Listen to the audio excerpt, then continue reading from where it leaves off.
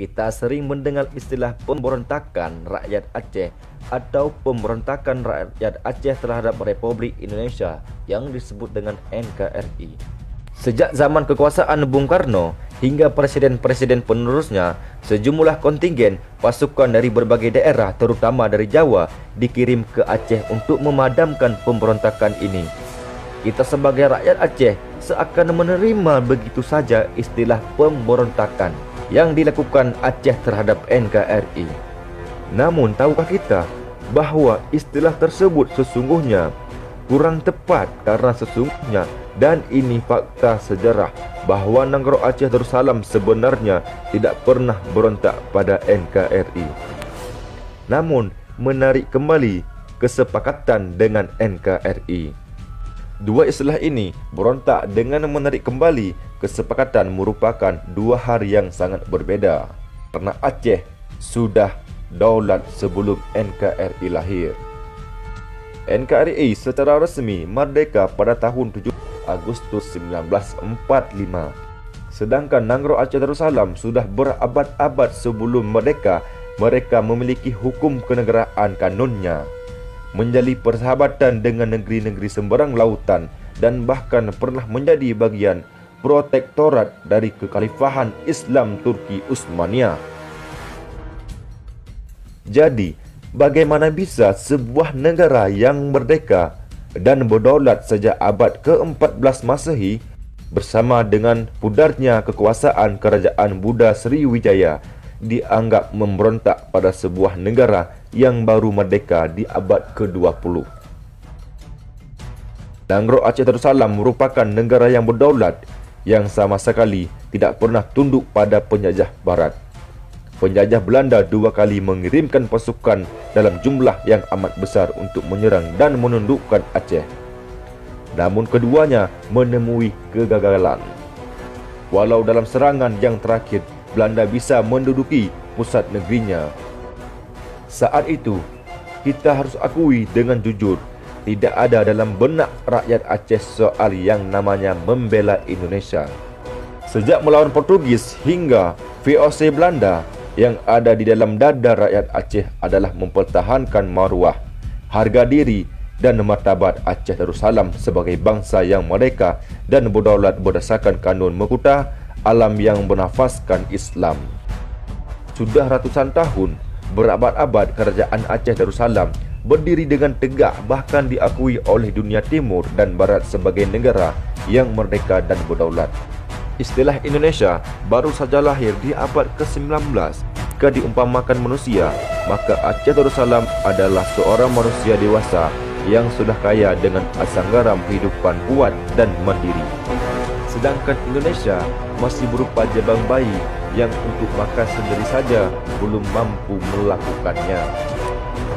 Dan banyak literatur sejarah juga lazim menyebut orang Aceh sebagai rakyat Aceh, tetapi tidak pernah menyebutkan hal yang sama untuk suku-suku lainnya di Nusantara. Tidak pernah sejarah menyebut orang Jawa sebagai rakyat Jawa, orang Kalimantan sebagai rakyat Kalimantan, dan sebagainya. Aceh dipersatukan oleh akidah Islamiah dengan NKRI. Kesediaan rakyat Aceh mendukung perjuangan bangsa Indonesia, bahkan dengan penuh keikhlasan menyumbangkan segenap sumber daya manusia dan hartanya untuk mempertahankan kemerdekaan Indonesia. Lebih dari daerah manapun di seluruh Nusantara adalah semata-mata karena rakyat Aceh merasakan ikatan persaudaraan dalam satu akidah dan satu iman dengan rakyat Indonesia yang mayoritas Muslim. Ukhuwah Islamiyah inilah yang dapat mempersatukan rakyat Aceh dengan bangsa Indonesia.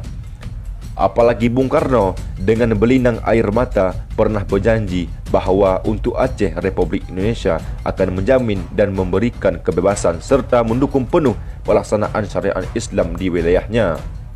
Sesuatu yang memang menjadi urat nadi bangsa Aceh. Namun sejarah juga mencatat bahawa belum kering bibir Bung Karno mengucapkan janji yang pernah dikatakannya itu dikhianati dirinya sendiri. Bahkan secara sepihak, rakyat Aceh untuk mengatur dirinya sendiri dilenyapkan. Aceh disatukan sebagai Provinsi Sumatera Utara. Hari ini sudah amat sangat jelas menyinggung harga diri rakyat Aceh. Dengan kebijakan ini, pemerintah Jakarta sangat gegabah karena sama sekali tidak pernah memperhitungkan sosio-kultural dan landasan historis rakyat Aceh. Bukannya apa-apa, ratusan tahun lalu ketika masyarakat Aceh sudah demikian makmur, ilmu pengetahuan sudah tinggi, daya dan perpustakaan sudah banyak menyebar seantero wilayah. Bahkan sudah banyak orang Aceh yang menguasai bahasa asing lebih dari 4 bahasa. Di wilayah yang sekarang dikenal sebagai Provinsi Sumatera Utara, pada waktu itu manusia yang mendiami wilayah itu masih berperadaban purba. Saat perang mempertahankan kemerdekaan melawan Belanda pun, bantuan dari Aceh berupa logistik dan juga pasukan pun mengalir ke medan perang.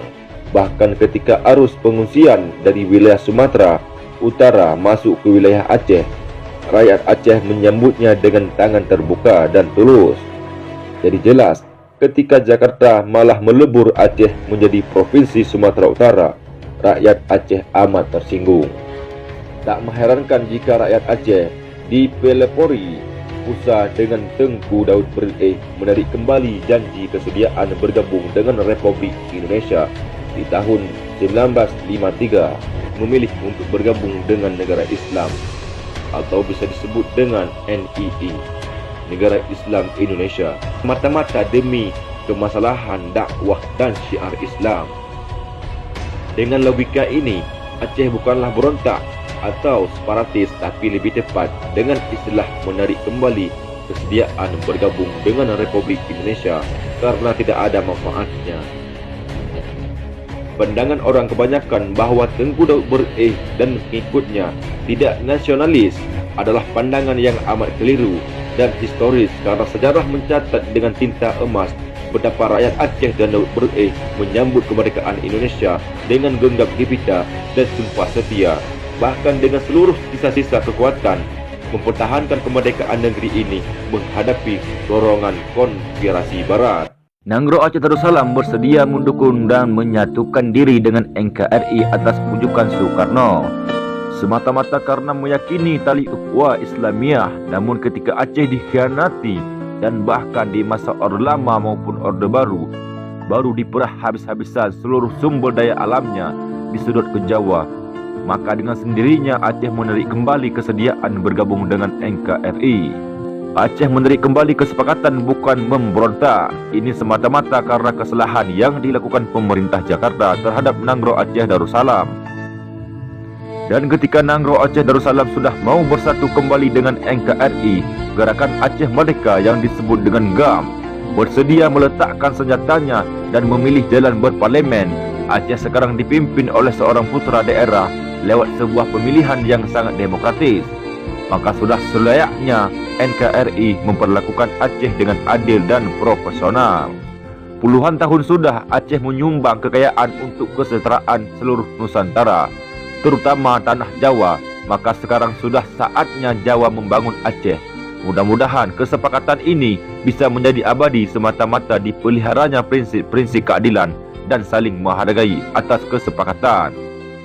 Dan kami sebagai rakyat Nanggroe Aceh Darussalam selalu berharap kepada NKRI agar selalu menjaga kesepakatan ini dengan baik, agar selalu menjaga kesepakatan ini dengan adil, agar kesepakatan ini abadi untuk NKRI. Dan jangan pernah menyebut Aceh sebagai pemberontak pada NKRI, karena fakta dan sejarah yang mengatakan padahal Aceh lebih awal daulat ketimbang NKRI.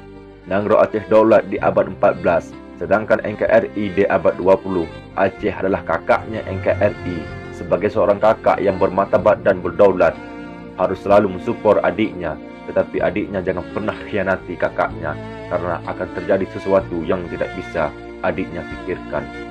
Wassalam dari rakyat Aceh untuk NKRI. Salam abadi untuk kesepakatan.